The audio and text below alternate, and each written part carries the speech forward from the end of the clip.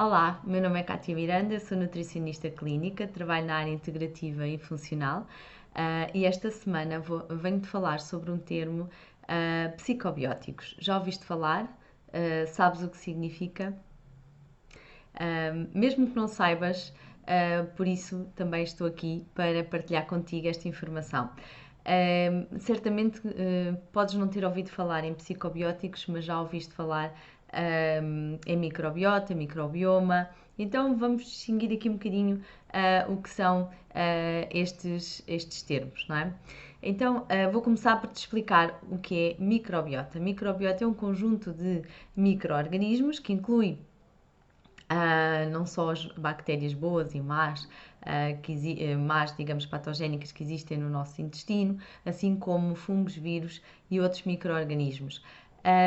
E isso é aquele termo que nós poderemos aplicar quando dizemos a nossa microbiota intestinal. Então é aquela população de micro-organismos que existe no nosso intestino e que nós sabemos que é muito mais do que as nossas células, portanto, a quantidade que temos de micro-organismos é muito mais abundante até do que o nosso genoma. Portanto, nós somos realmente, digamos, bactérias aqui pequeninas. Portanto, nós somos constituídos essencialmente por micro-organismos que vivem na sua maior parte, cerca de 1 kg, no nosso intestino. Portanto, e isso chama-se microbiota. A diferença entre microbiota e microbioma é o genoma desses micro-organismos, ou seja, quando falamos em microbioma, estamos a falar do genoma que existe nesses micro-organismos. Portanto, os dois termos às vezes podem ser confundíveis pelo facto de estarmos a falar nos mesmos micro-organismos, mas a diferença é que microbioma aplica-se ao genoma desses micro-organismos. E microbiota é o conjunto desses micro-organismos. E qual a diferença aqui, onde é que aparece os psicobióticos? Então, os psicobióticos é um termo que se usa um pouco agora, ouve-se mais ou lê-se mais nos artigos em que se vão aparecendo sobre a microbiota também e microbioma, mas essencialmente micro-organismos que têm uma ação benéfica, ou seja, bactérias boas, que poderíamos chamar também probióticos, poderíamos chamar bactérias boas, mas como elas têm uma ação a nível neural, digamos assim, têm uma ação a nível de produção de neurotransmissores benéficos, como a serotonina, a melatonina, também GABA, portanto, a norepinefrina, portanto, essa ação que elas têm faz com que se chamem, então, ou designem como psicobióticos. Então, psicobióticos não é nada mais do que bactérias benéficas, têm uma ação, uma função no nosso organismo de produzir esses tais neurotransmissores que têm uma ação benéfica no nosso cérebro, digamos assim. Outras bactérias terão outras ações, nomeadamente noutras doenças crónicas, uma ação anti-inflamatória, mas aqui estamos a falar numa ação de proteção de inflamação, mas uma neuroinflamação, ou seja, quando há doenças neurais, portanto depressões, alterações a nível neural, essas bactérias, chamadas psicobióticos, vão ter uma ação benéfica e diminuir a neuroinflamação através do nosso intestino, onde elas se encontram na maioria das situações e dos estudos, para produzir então esses neurotransmissores benéficos que algumas delas, em particular, umas atuam na ansiedade, por exemplo, e outras atuam na depressão. Portanto, e há umas que têm uma ação mais benéfica numa determinada situação e outras não têm nessa mesma situação. Ou seja, algumas bactérias podem ser boas até para prevenir a depressão, porque aumentam a produção de serotonina através do triptofano, ou através até da alimentação dos alimentos ricos em triptofano, mas não quer dizer que essa bactéria tenha uma ação, por exemplo, na ansiedade, que é uma situação diferente. Portanto, diferentes bactérias podem ter ação em diferentes situações. E isto também nos revela algo que para mim é maravilhoso.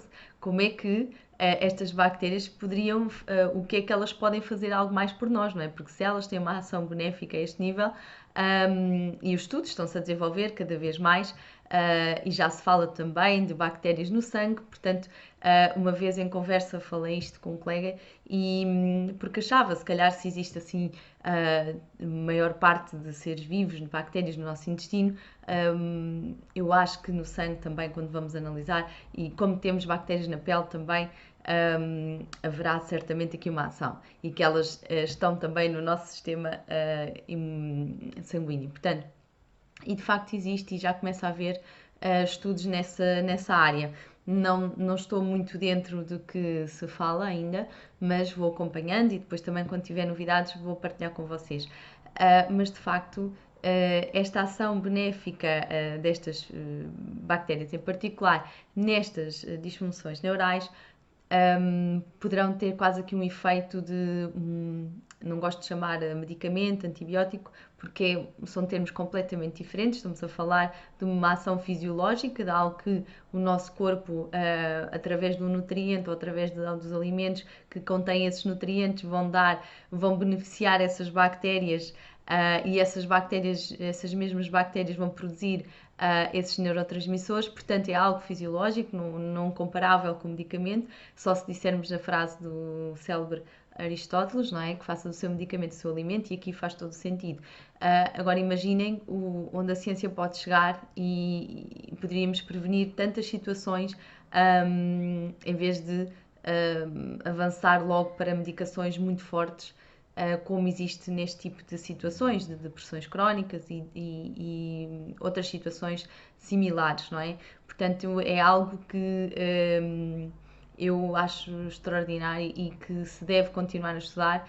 A nível da nutrição, nós nutricionistas percebermos quais são os compostos ativos, quais são os nutrientes que intervêm nestes mecanismos bioquímicos e quais são os alimentos que os contêm, para também nutrirmos as pessoas e fazermos planos alimentares mais adaptados a cada indivíduo. Também é fantástico também sabermos quais são estes micronutrientes que vão alimentar estas boas bactérias para que elas assim façam a sua ação, assim como em certos casos o uso de probióticos, mesmo nos terapeutas e quem trabalha com pessoas e quem estuda e quem está habilitado para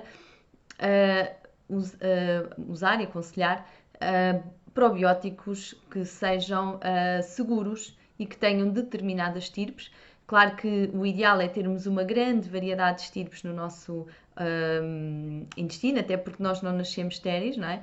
E nós nascemos com uma diversidade se nascermos parte normal e se formos amamentados, melhor ainda, mas temos uma diversidade de bactérias no nosso intestino que podem ser boas e más. O que desequilibra é quando existe disbiose, ou seja, um aumento de más bactérias em proporção às boas, mas no geral nós temos sempre uma simbiose, digamos assim, um equilíbrio entre estas bactérias. E imaginem poder perceber quais das bactérias têm determinada ação no nosso organismo, não é? Então isso é algo que se estuda. E a ciência vai continuar a evoluir e acredito que muitas das coisas podem ser prevenidas através da nutrição, sem dúvida, ou usando também alguns probióticos coadjuvantes, tanto alimentares como alguns suplementos, se for necessário, e também em determinadas situações. Nem todas as pessoas, à partida, devem tomar logo probiótico, porque em muitos casos até tem que se fazer primeiro uma eliminação dos alergénios alimentares, digamos uma limpeza ao intestino de tudo o que é processado, tudo o que lhe está a causar danos ou aumentar a permeabilidade intestinal e essa alteração da microbiota, esse desequilíbrio ou uma disbiose, e depois então fazer, depois dessa reparação, então nutrir com alimentos probióticos e prebióticos e adaptar a dieta. Então espero que esta informação tenha sido útil. Eu vou continuar aqui a partilhar algumas dicas e conselhos também a nível da nutrição. E se fizer sentido, partilhe esta mensagem e coloque um gosto e continue-me a seguir. Até breve.